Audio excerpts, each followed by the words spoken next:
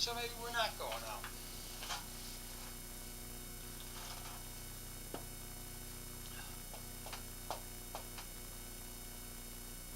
Back. Back.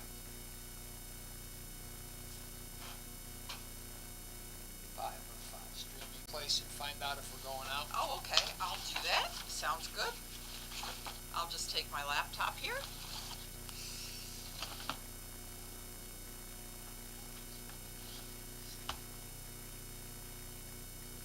We're using a new piece of equipment today, so it's always tough when that happens. Maybe recording. It's gone. We weren't recording. This wasn't pushed in. Okay. So now I go home. It says live now. I go like this. Home. Oh, we're live now. Hold on a minute. Watch Okay. this. Just stand by. We've got a new piece of equipment. Okay. Okay, switch. Okay, switch seats. So you think we're going out everywhere, Ed? What? Who knows? Well, that's what I was going to do. Have the computer set up with the tabs for the different locations at the top to see if we're going out. Okay. Okay. Well, Now- welcome to AM News Network presents Summary Judgment. My name's Attorney Rachel Baird, and I'm here with Ed Peruta. It is Saturday, June 19th, 2021. We're transmitting live from the American News Media Center in Central Connecticut. Central Connecticut. There we go. I think Now we're all I have to do this. Mhm. That's the timer. Okay. I, American News, have purchased a new piece of equipment. It's called an EPHAN, E-P-I-P-H-A-N, Pearl Mini. Streamer. And it allows you to take in multiple sources of information, video, and then it lets you send it out to numerous locations. Now, I used to have 4 or 5 different units to transmit out to YouTube. This device lets me say, we're going to go out to News Now San Diego, News Now Houston, Summary Judgment, American News Media Center, and then go out to Facebook too. So go see if I'm on Facebook. Well, I'm not sure how to do that, Ed. Do you have your phone? You can check to see if do. So we're going to be discussing 2 Supreme Court cases today, recent Supreme Court cases. One was decided on June 17th, 2021, and, well, both of them were decided that same day, Ed. One has to do with the Affordable Care Act, and the other has to do with, it's a First Amendment issue, a religious freedom issue, where a state licensed foster care agency in Philadelphia that was affiliated with the Roman Catholic Archdiocese there said that they were not going to comply with the, is it the city? It's the city's mandate that they make available same-sex couples or approve same-sex couples for adoption of the foster children. So those are 2 cases. I know you want to discuss the housing market, Ed? I do. So let's see how we get through all these subjects. I know that I'm not going to talk about the content, but there are people that are probably watching today who are expecting something to happen that's not going to happen today. It may not even happen with you sitting here when it happens, but for anybody that wants to know, this is an envelope. It's addressed to Edward Peruta, 38 Parish Road, Rocky Hill, Connecticut, 06067, and it's postmarked on the 29th day of December 2020, and it has 4 postage stamps on it. That is the second of 2 anonymous letters that came into my possession, and they're going to be talked about at some future time. Well, you already talked about them on January 9th. It could have been the 9th.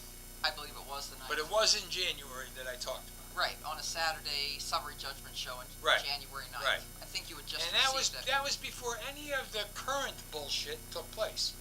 So it's going to happen, but I have to organize it. There's 129 pages of information that I'm going to try and post up for people to read, because something happened this week in Wethersfield where a police chief got terminated, and it was, in my opinion, a kangaroo court, except for Dan O'Connor, who voted against terminating the chief. So, having said that, let's talk about Supreme Court cases. Okay. Before we talk about the two United States Supreme Court cases I just mentioned, we saw in the news, as many of you probably did as well, the Iowa Supreme Court made a decision based on the Iowa State Constitution that warrantless searches of people's trash violate what's equivalent to the Fourth Amendment in their state constitution. The decision was 4-3, so it was very close. It overturned previous decisions in Iowa, and it just goes to show how states can provide greater constitutional protections for their citizens than the United States Constitution, as interpreted by our courts, sets the standard at. So, under the United States Constitution,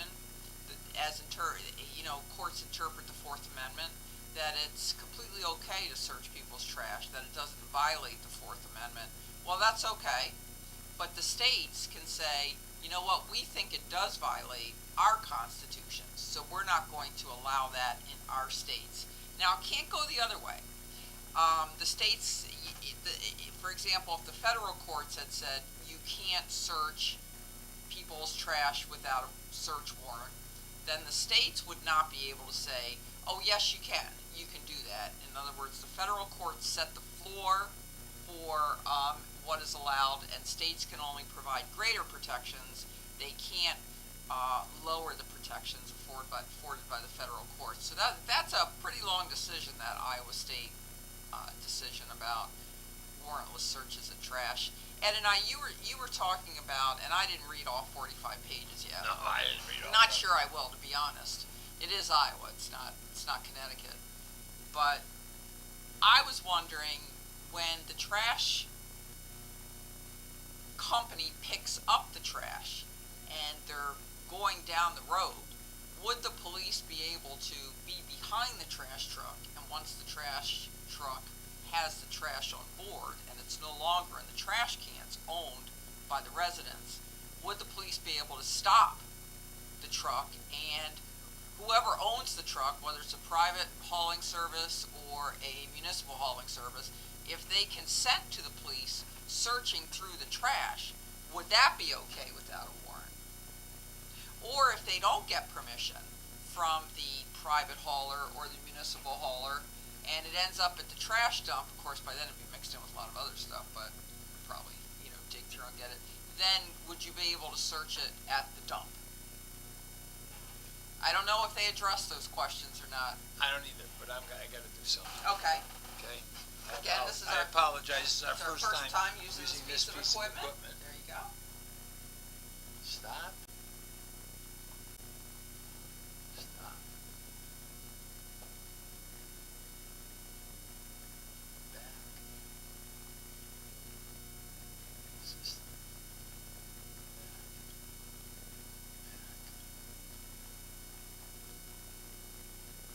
Back. Maybe we're still going. But that's coming out of the camera. Ed, What? Ed, if you look at that, we are Okay. still going. But I don't have a computer. Okay. Look at News Now Houston and see if we're going out. Okay, I'll do that. Because if not, I have to know why. So what would you like to do? Stop the show? And No. well, if we're not going to do anything with the information that we gather, what's the purpose of gathering the information? That would be my question.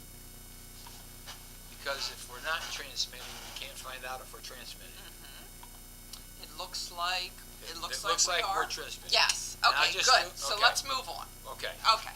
Okay, so I'm going to assume, because I'm sitting there saying I don't know what's going on here. I Uh-huh. don't know how this works. Mm-hmm. Okay. I'll check it a different way. Okay. So we already talked about the Iowa trash case. Well, I don't think that you can finish with an Iowa trash case. No, it used to be, I guess you could go into somebody's trash. I agree that if the trash can is on my property, you can't go in it. And in front of every house, there's a building, a town line. In other words, there's what's called the setback. The right-of-way of the road usually encompasses the telephone poles and the sidewalks and the utilities, and somewhere in your front yard there's a line where your property begins and the town property ends.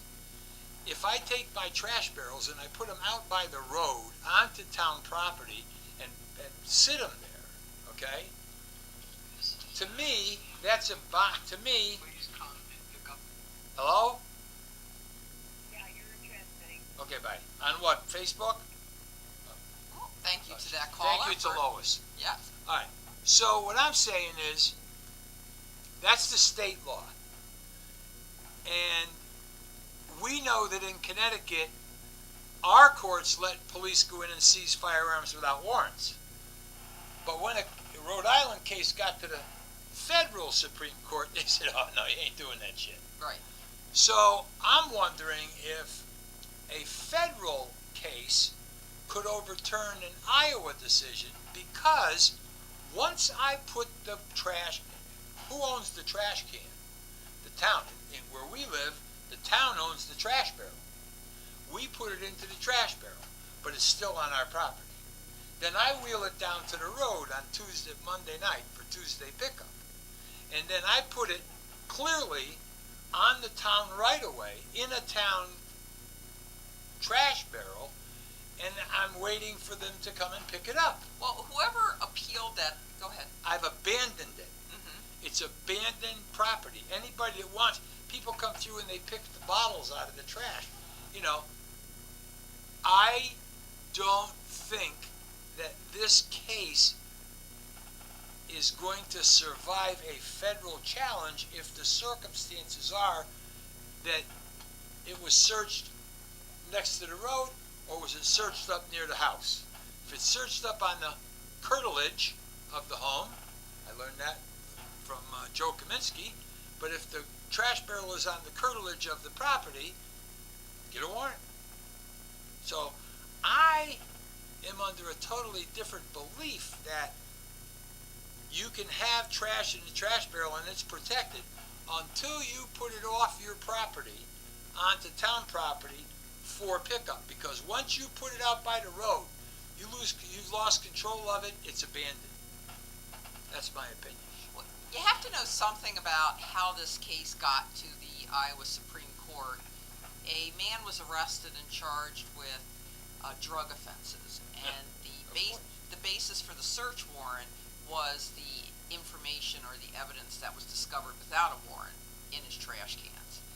Now, whoever was representing him in state criminal court, they filed a motion to suppress, because without that evidence, none of the other evidence that they had after the search warrant was conducted would be admissible. It's called fruit of the poisonous tree. In other words, even if you had a warrant to get some of the evidence, that warrant was based on evidence that you got without the warrant, the contents in the trash can.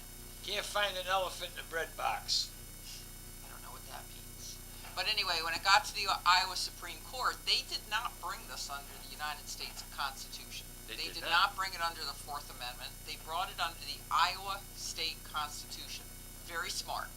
Very, very smart. Because if they had brought it under the Fourth Amendment to the United States Constitution, then in fact it would have been readily appealable to the United States Supreme Court, because the United States Supreme Court is the ultimate decider of the federal Constitution. However, the Iowa Supreme Court has the jurisdiction to interpret the Iowa State Constitution. Now, But not necessarily the final say. not necessarily, but for example, if the Iowa State Constitution, if the Supreme Court had interpreted it to allow warrantless searches of trash cans, but federal law said you couldn't, oh yeah, that would have been going right up to the United States Supreme Court, because the state would have been setting the bar lower for constitutional rights. but a state does have the right to set the bar higher. Right. So I don't see the Supreme Court looking at this case at all, and I can't imagine it's going to be appealed on that basis. Again, I think it has a lot to do with the timeline and the, what's it called, the traveling of the trash. You know, in other words, the where was it, when was it there, when did it move, where did it move to, whose property was it sitting on, whose property was it sitting in. There's some factors that I think that the Iowa Supreme Court could say, your trash in your trash barrel is protected, or your trash is protected. Does that mean it's protected in the landfill? When it gets to the landfill? So now you start at the landfill where it's clearly nobody's, and you start coming back. It came in a truck. Is the truck the curtilage of the home? Now you start coming back. It got picked up in a government-owned barrel. Okay, if it was in a private barrel on the side of the road, one would sit there and say, thinking of a police chief right now, I throw it out and I abandoned it by the road on a Monday night, but Tuesday morning I have a change of mind and I go to take it out of the trash can and it's gone. So you sit there and say, do I have the right to recover my trash? Okay, you know where I'm going. Well, what about condos or apartments where there's a dumpster out there? Well, What happens to that? Again, exactly. No, I mean, You know, I know, and this is going to give you an idea on how kind-hearted Rachel is. All of the bottles that are worth a nickel or a dime or whatever the hell it is, she puts them in a bag, and she doesn't throw them into her recycle barrel, which is this normal trash barrel. She puts them in a plastic bag and she puts them on top of the recycling bin, because there's a guy that comes along and he goes through the bins and picks up the bottles, and she does him a favor and says, look, don't go through my trash, just here's the bottles. And you've clearly said take the bottles.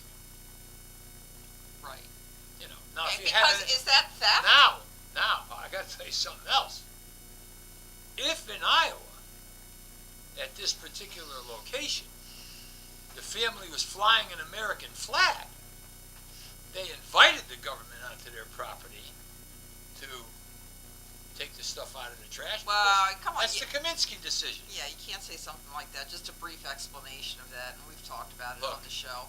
I'm trying to be funny and facetious. But if people don't know what you're talking about, a federal court did find that a man who flew a flag on a very large flagpole was basically inviting the government to the come government onto his to come property. onto his property because it was just so obvious and out there. In other words, he wasn't looking to be private. Let's get back to the trash thing, though, not to belabor the issue. But I just want to point out a general principle that our discussion proves. A lot of people will find a Supreme Court case, a United States Supreme Court case, and they'll say, oh, I found the answer to my legal issue. Here it is, right here. Well, you very, very seldom find answers to your legal issues in United States Supreme Court cases because they tend to give a broad outline of what the law is. And then, like we've been going back and forth, what about all these little side issues that might come up that might differ from the actual case that was decided, whether the can's on the road or whether it's on the property or whether the trash can take it, whether the trash hauler takes it. All these issues that come up where courts can rein in a decision like this, or they can allow it to be very broad. And like we saw under United States versus Heller, District of Columbia versus Heller, and McDonald versus the City of Chicago, which were the 2008-2010 cases that recognized that the Second Amendment guarantees. To recognize. Right. They made a finding. They made a decision that the Second Amendment guarantees the right to bear arms, right? But the lower courts found all these exceptions where that didn't apply because they wanted to rein in that Supreme Court ruling. Okay, if the lower courts had been more of a mind, well, let's say conservative, Republican, whatever you want to call it, they would have expanded that ruling out to allow for more guarantees under the Second Amendment. So the United States Supreme Court cases, they're great to read and everything, but when you're looking for a particular answer to your particular problem, you start at the lower courts and see what's been decided in more specific instances. Just wanted to make that point. And the older the Supreme Court case is, does not mean it's better. Okay, so if you're going to cite like an 1898 or a 1920 Supreme Court case, it's nice as history in showing how the court precedent has developed. But you probably want to look at more recent cases to get an idea of where it stands now, because the Supreme Court has overturned itself numerous times. Just because the Supreme Court says it doesn't mean it's still going to be that way in 10, 5, 20 years. One of the oldest issues was written into the Constitution. It was called the Second Amendment. And because it's so old, okay, there's people that say, that doesn't mean it. You know what? Yeah, well, So don't depend. I did not it mean doesn't- that. It doesn't depend on how old it is. I mean, look, let's start having fun, okay? I know that hopefully, if we're in that, you checked on News Now Houston, right? I think I'm on there now. Okay. Yes. Joe from Texas is out there someplace, Mm-hmm. okay? We haven't heard Crazy Joe from Chicago, Mm-hmm. okay? Joe Cole from Chicago. Yeah, Let's call him that.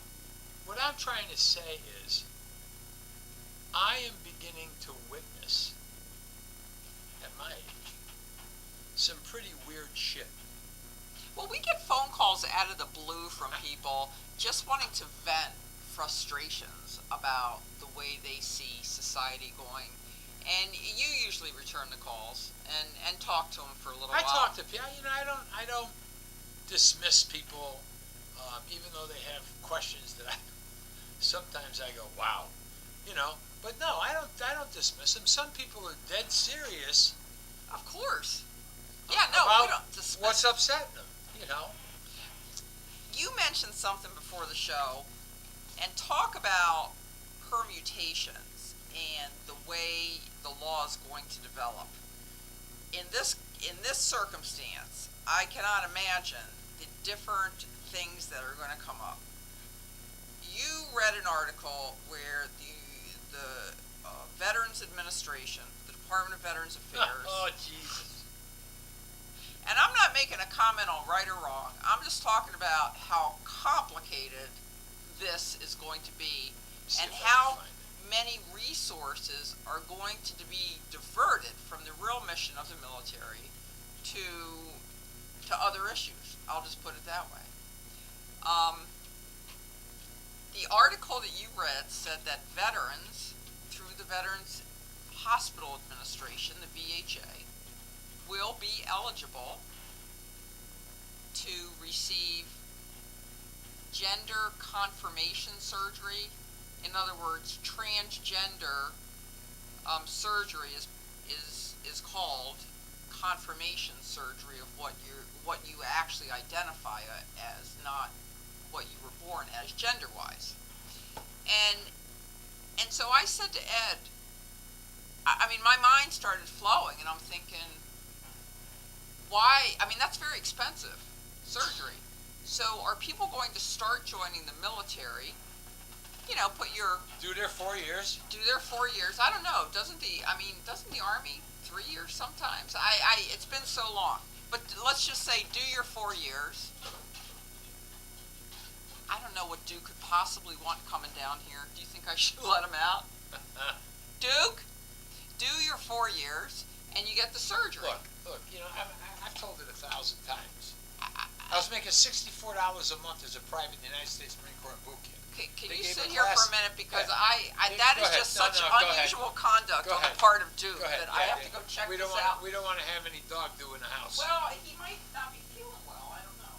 Duke, come here, baby. Let's go out. Come on. Can you hear all this? Duke, She calls it baby.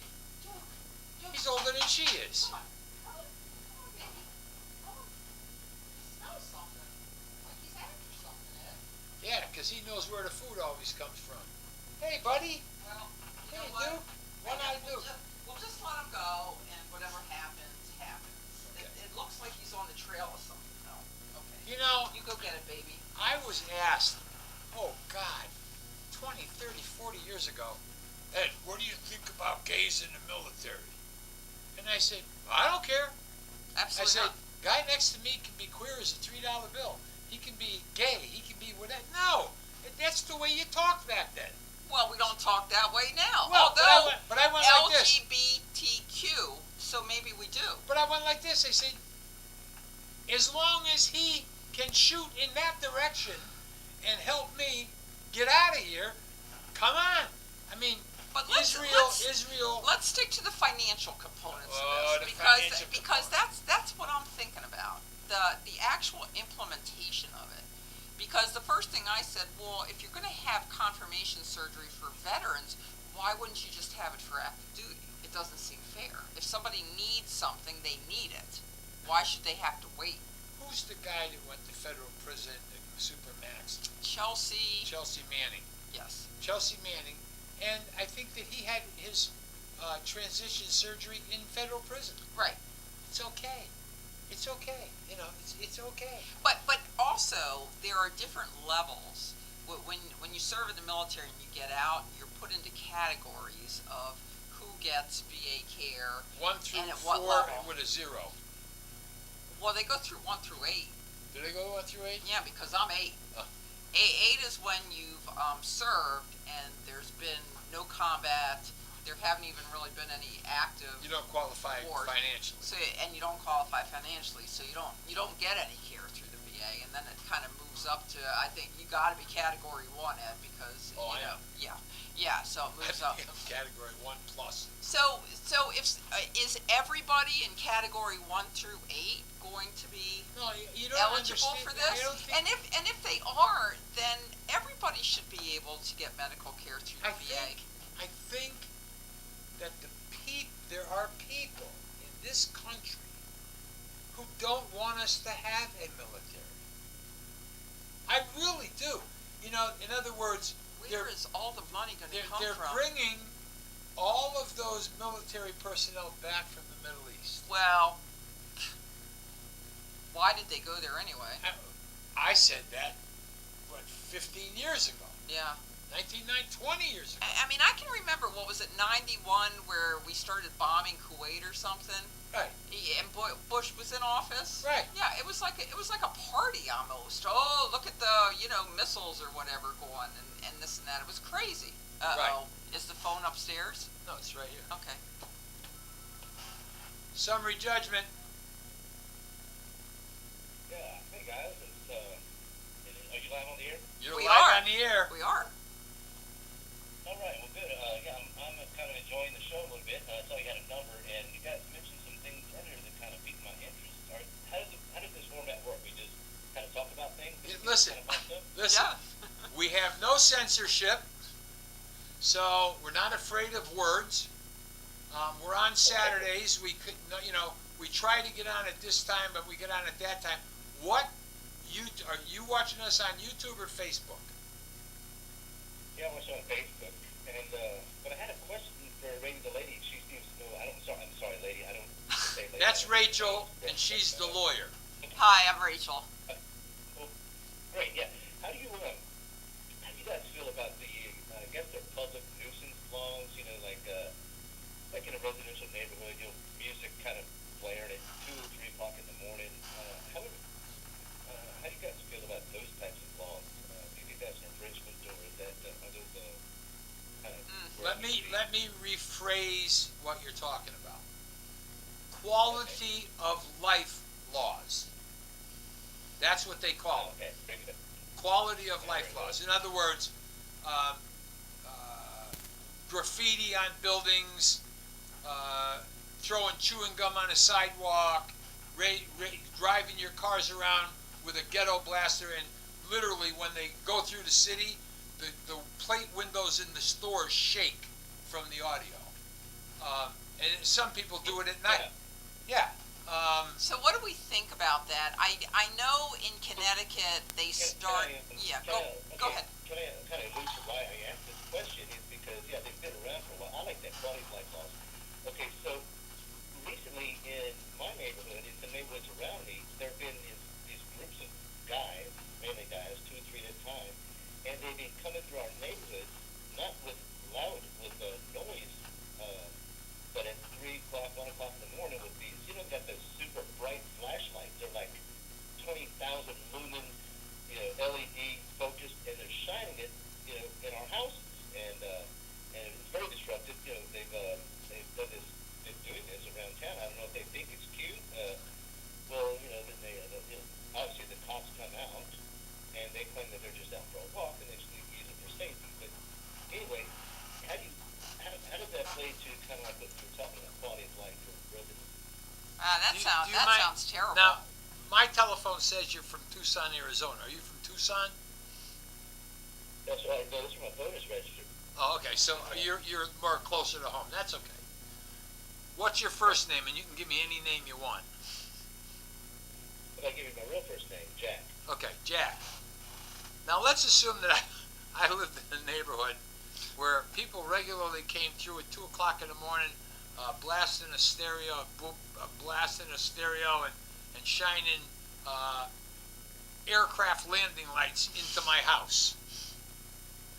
I'd sit out there with one of those roll strips, those traffic spikes, and I'd see them coming down the road, and I'd just roll it out and go back in and go to sleep. Now, I guess I'm not supposed to do that, huh? No, not everybody can do that, because you know what?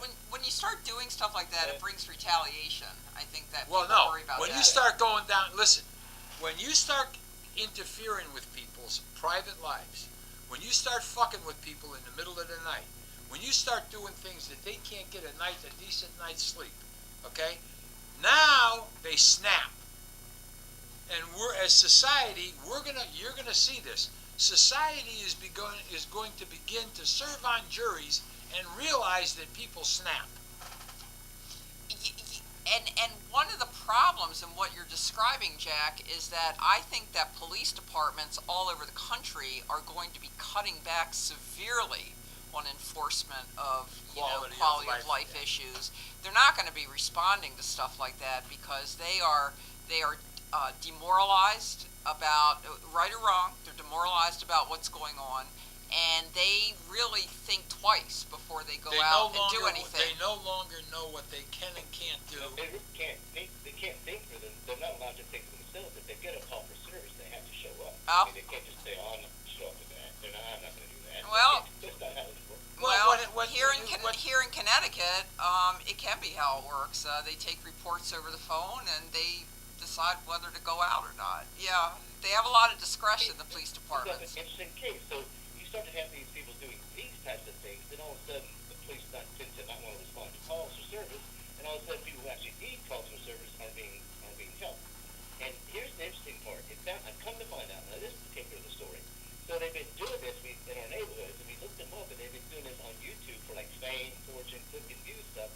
Well, one of them, I don't know who, the taller guy, anyway, he gets ID'd by the cop and gives his name.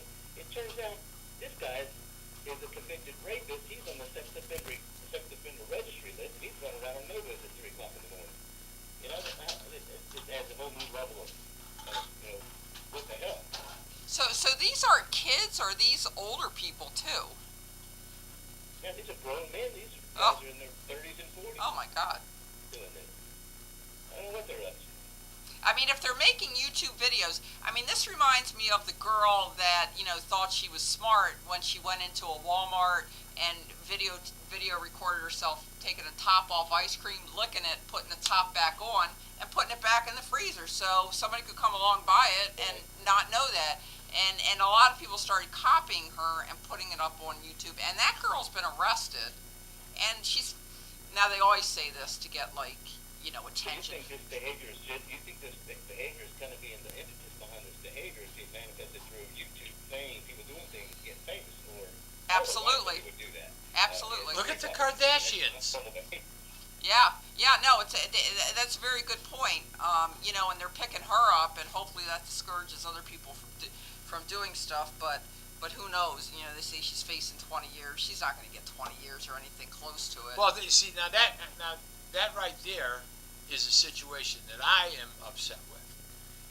The news media, somebody gets arrested, oh, they're facing 20 years in jail. When all it would take is someone to ask a college person, I'm sure the statistics are out there. How long does a person spend the average sentence for DWI? What is the average time you spend in a cell? It depends on how many you have. Sure, but even when how many you have, it's still less than what.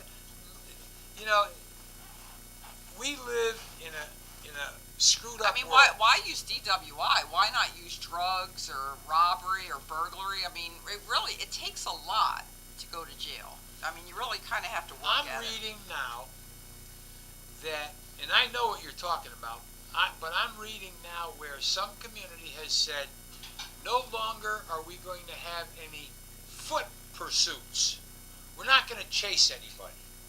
Okay, so I'm here, 50 feet away, a guy snatches a woman's purse and starts to run.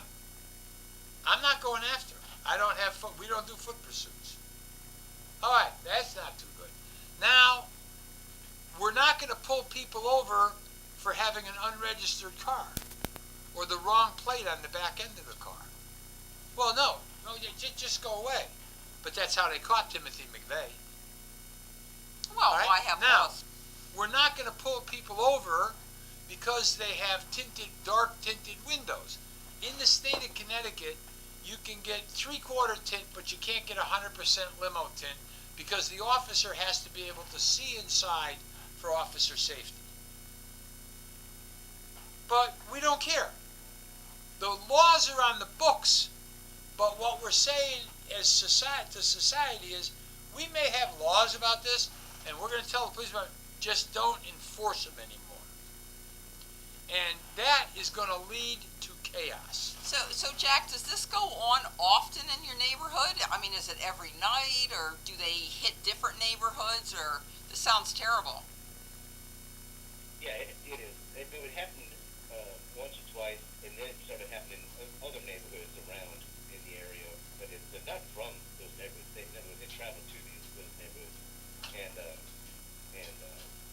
I think what they're doing is they're trying to instigate a police interaction He's got by it. baiting citizens at 1 o'clock in the morning. That's my thing. Yeah, I mean, in Connecticut, we were very hot, meaning the state was very hot about what they call community court. And because when these kind of cases go to regular court and they're in there with, other kinds of crimes, they tend to get ignored. It's like, what's that compared to a house burglary or something? And so they set up a community court that could specifically deal with these kind of quality of life issues. And, New York had done it first, and Connecticut went down and looked at that. And so these people with the quality of life violations come in, and they give them community service for 20 hours here or there. But, to be honest, the type of people you're talking about, they're not going to have any respect for that process if they're doing that when they're that old, especially. Yeah. Well, you sit back and you wonder how these crazy laws, or I don't think crazy, how some laws get on the books. Like, it is basically men or people behaving badly. I mean, we have noise ordinance laws because some people don't respect the quality of life of others, and so then that law comes on the book. Well, currently, I looked it up. There is no, there's a decibel law for sound. There is no, lumens law or photon law for light, how much light you can put into your neighbor's window at 1 o'clock in the morning. But this is how those laws come up as it starts to take off.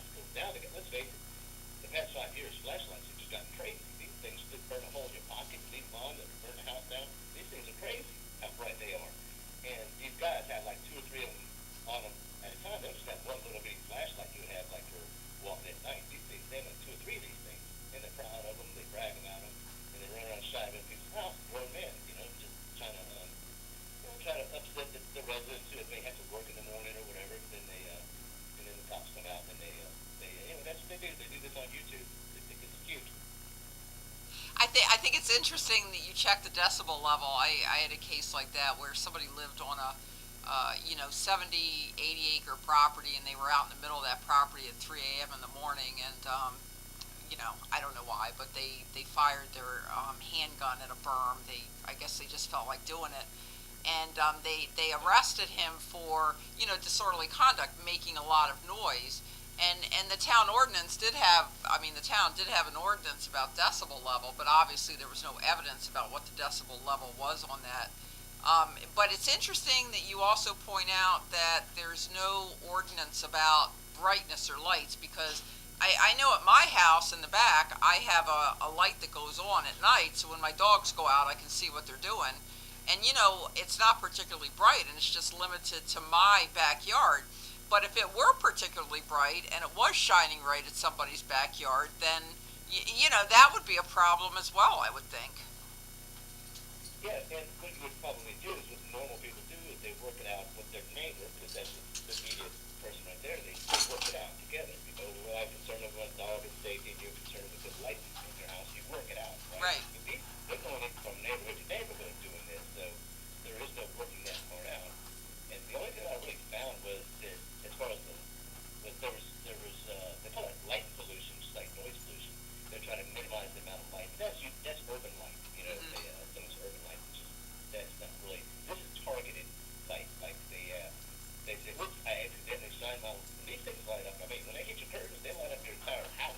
These things are bright. Yeah. They've got these light bars, the LED light bars that go across the top of their trucks. Yeah, Yeah, those things. Yeah. Anyway, I just wanted to appreciate it. I want to get your thoughts on If you could identify these people, especially if they're on YouTube. I gotta ask you, do you live in Connecticut?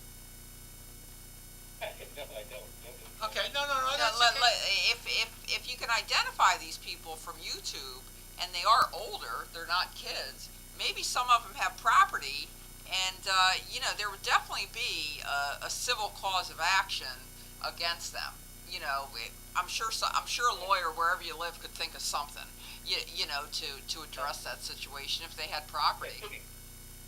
Yeah, they've got enough video that you can tell that they're certainly doing this, intentionally. The purpose of the video is not about, hey, we're just out for a walk. It's the interaction, it's the lights, it's the residents coming out, and it's the police showing up. There's definitely some intent there, I do believe. Yeah, good point. Maybe I'll try that. Yeah, I don't know where they live, but they're out there. Yeah, I'm making some business for a lawyer in another state, Listen, maybe. Don't be afraid to call back. Thanks for calling in, Jack. All That right, was interesting. Thanks. Bye. Take care. Bye. Okay, I have you solved the issue of why Duke came down here? Thunder and lightning. Yes. He doesn't like thunder and lightning. No. It's pouring rain Right, outside. right. And he wanted to tell me that I left my windows cracked in the car. That's why I'm wet. Yeah, no, he definitely has developed He was an early anxiety. warning weather dog. Yep. Early warning weather dog. Yep, he has anxiety about the weather, no doubt about that. Okay, so that was a very interesting phone call. I enjoyed that. Well, it was a good question, because again, you sit there and you say, this shit is happening and nobody's doing anything about it. Can anybody do anything about it? And if they do, you're going to start getting more and more laws that are going to be pressing the public. For example, I live in a condominium in Connecticut. And Connecticut passed a law that said you can't have a barbecue on a deck. This is a huge issue. Now, in a multi-family dwelling, in other words, if somebody lives on top, if there's people who live on top and bottom, and I live in a garden unit on top, and there's somebody who lives in the same similar type unit below me, they have a concrete pad and I have a wooden deck. Well, the infamous state of Connecticut decided to pass a law saying that people living like me can't have a barbecue. But a townhouse can have a barbecue. And I'm sitting there going, I know why. Because there's people in the city of Hartford who decide to use a hubcap and some charcoal to cook outside on their deck in the city. And if you listen and look and do the statistics, rear porch fires. That's not where I live. Why are you taking away my ability to barbecue my food? But that's the law. So then you start saying, But one good thing did come out of that. what's that? We made lemonade out of lemons. Is that right? Yeah. It's not the other way around, right? Yeah, you got a barbecue. I got a barbecue. And I cook here all the time. And no, you taught me how to barbecue because I've always been afraid of barbecues. I mean, And now you light them up and you cook. exactly. I've always been afraid of them, the propane, but I really enjoy barbecuing now. Oh boy, what's the puppy got? I don't know. Okay. Top of a pen.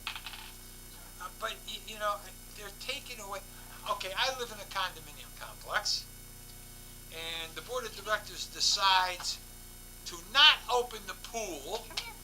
because of COVID. And because they believe that someone could sue the board of directors if they get COVID that they caught it at the pool. But they opened up the playground. And they said, how can anybody prove that they got COVID at the playground if they touch a doorknob at the grocery store, or they go to work, or they get into a taxi, or they take a bus? How can they prove that they got the COVID at the playground? I mean, COVID doesn't have a fingerprint, you know what I'm saying? Mm-hmm. Your COVID, I can't tell if I got it from you or from somebody else, no fingerprints. So they go through this elaborate shit to the owners of the condominium. We can't do it until we amend the declaration or the condo documents to give liability to the board members. Now this is Sherry Kellner from Imagineers. I cannot believe the board members at your condo association do not have insurance for liability. Well, they to do. sit on a board. They do, but they're saying it's not whether we would win or lose, it's the cost of litigation. Now, some of the people that live in our condo association hang with other people who live in condominium associations, which is managed by Imagineers and Sherry Kellner. Their pools are open. Now, it's the end of June. Monday is the first day of summer, June 22nd, June 21st, first day of summer. Do you really think our pool's going to be open for 4th of July? They close it on Labor Day. So what are we going to do? Get 2 weeks of fucking swimming? And pay the money for a pool? No. But what happens is they start to compress society. Well, that's not the government. No. That is not the government. No, but it's people with authority compressing society. Compressing, pushing, pressing. You know, not listening to, not giving any consideration to, pushing. And then you got a January 6th on your hand. You know, they're tracking down everybody from January 6th that went into the Capitol. They want everybody. But they didn't do a goddamn thing against Antifa. They did nothing about those other riots and violations. But, you had the balls to come into the Capitol building? I mean, what was it? Seattle was taken over. Hey, and nobody did anything. John Lewis, Pocahontas, and the rest of them all to the protest on the floor of the House of Representatives. Not one of them got in trouble for insurrection on the floor of the House. That's my floor, not their floor. And I kept that photograph. Okay? The House of Representatives in Washington, D.C. belongs to the people. The Senate belongs to the states. But the House belongs to the people. And you had the balls to come in and violate the law to have a sit-in protest on the floor of the U.S. House of Representatives. I would like a permit to do the same thing. And I'm willing to bet you I could find at least 100,000 people that would come in and do it with. There would be standing room only all over the Capitol. Give me a permit to protest like the Congress did, or the members of the Congress did when they sat on the floor of the U.S. House. Give me a permit. That's the way I think. You don't tell me I can't do it, and you're doing it. We went to a town meeting Monday night for the termination of the Wethersfield police chief. Tuesday. And they had a Tuesday. They had a police officer at the door. They had signs on the door. Masks required. They even had a box of masks. If you didn't have one, they handed out. I didn't know that. Everybody's got to put a mask on.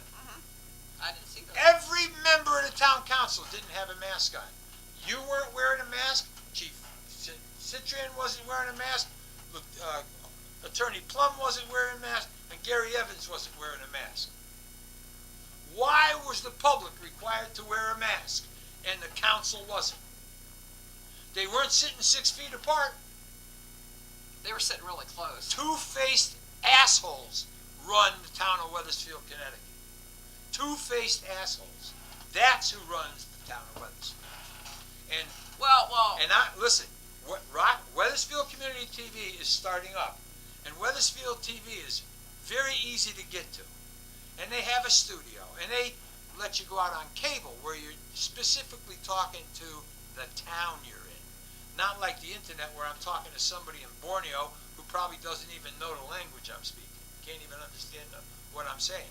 No, what I'm saying is, between now and the election day in November, I am going to hammer these people for the way they treat the public and the way they treated Chief James Citron. I'm going to hammer them. Because they're as culpable as anybody else. Because they didn't want the public to know what the manager was doing because they're supposed to run him. The way it's set up is the council forms the policy and the manager carries it out. But when the manager does something wrong, it's the council who's supposed to take him to task. Reprimand him, suspend him, censure him, fire him. Nothing has happened to that man for the things that he has done. He has done some shit. Well, it reminds me of an arbitration that I did representing a certain police officer in the state of Connecticut. And an internal affairs investigation was done against my client. And in the course of that internal affairs investigation, not my client, but other people they interviewed, other officers in the department, said things that really would make you think that there was a lot wrong going on in the department. It would lead a reasonable person, even an unreasonable person, to believe that there was other stuff going on that was not right. Wasn't being addressed. And at the arbitration, when I asked the chief, and I also asked the IA investigator, who of course has been promoted since then, because, why not? I said, well, when all these other bad things came to your attention during the investigation, where you were investigating my client, did you think to do anything about those or follow up on them? No, we were investigating this thing. Well, what if in the course of the investigation somebody had said they murdered somebody? Would you follow up on that? I didn't ask that, but in the back of my mind I'm thinking that. Are you limited? And it just seemed so ridiculous, and fortunately the arbitrator thought so too, or I don't know why he made a decision in our favor, but he certainly did. But it was just crazy the way the chief and the investigating officer admitted that these things were brought to their attention, but they didn't think to do anything about it because they were focused on this one investigation. There are hundreds of thousands of honest, hardworking members of law enforcement. Without a doubt, they are pristine in their lives, pristine and hardworking in their jobs, compassionate, but apply the law correctly. But there's some bad apples. There are some bad apples. I'm telling you, there are some bad apples. All I want to say is this, is that the town of Wethersfield, not the town as a whole, the politicians in this town didn't want an old chief. In my opinion, they saw the chief as being too old to hold the job. That's what I think. And then there's the initial letter of August 6th. Well, you're not. We're not going to get into it right now. But right. but that's a fucking hell of a way to treat a guy that gave 47 years of his life to a town. Honorable years of his life to the town. And I've known him for pretty close to all of those 47 years. And just in full disclosure, I represented him at the hearing. Yeah,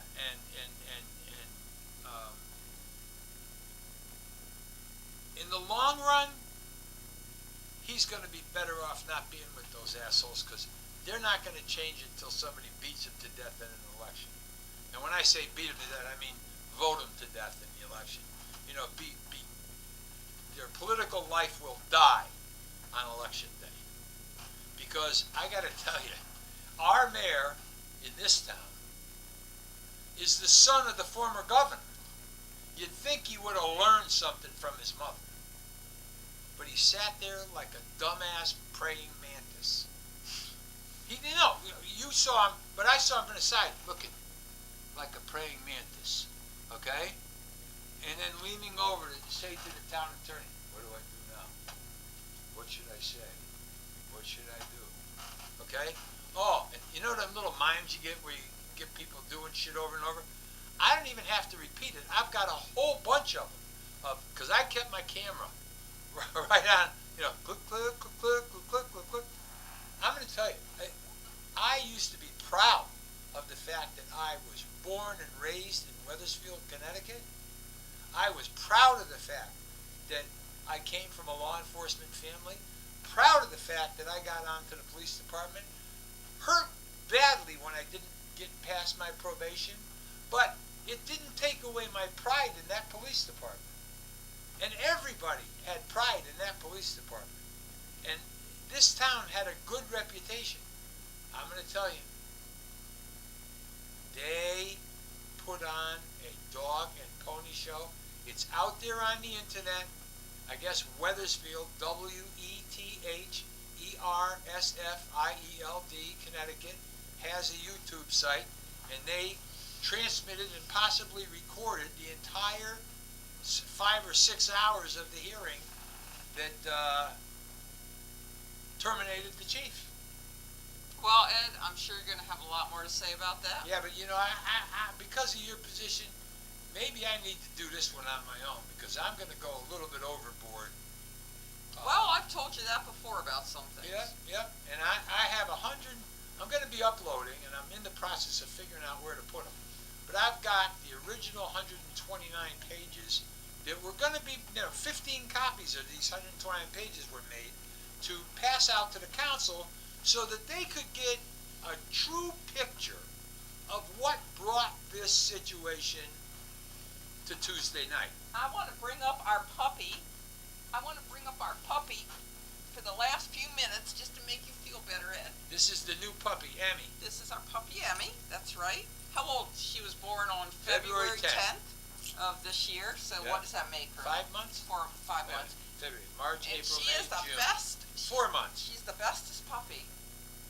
She's 4.5 months. Yep, and she's got her 3rd week of school tomorrow. Yes, she does. Yep. And she comes when called. And she's very floppy still. Like Bye, Emmy. So let's All right, sign listen. off on that good Listen. note. See you, Now, Emmy. do me a favor and hit stop.